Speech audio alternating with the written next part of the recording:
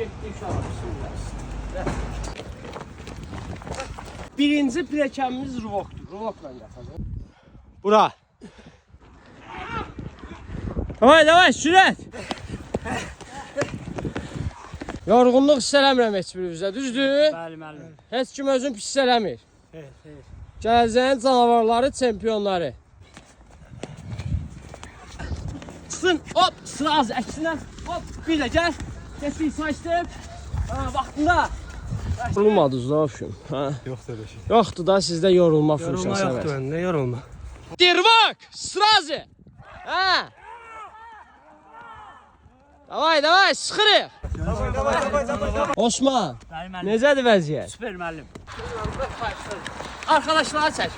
Gəlirəm parnoyda uşaqları çəkməyə. Arkadaşlar, indi tümlər reski soyuq suya. Getdik. Krosdan sonra masallı uşağı, bir də Naxçıvanlı dabələr. Mən də masaldan talış balası özüm. Salavarlar. Necəsiz? Sağ olun. Özün pis eləyən yoxdur. Buradan YouTube izləyicilərinə salamlar tez. Osman sen ki dəsmal tut. Osman, burada da jim eləsən sənə halaldır. Eləyə bilərsən, hə? Davay uşaqlar, nə tırka. Bravo, əl salırıq.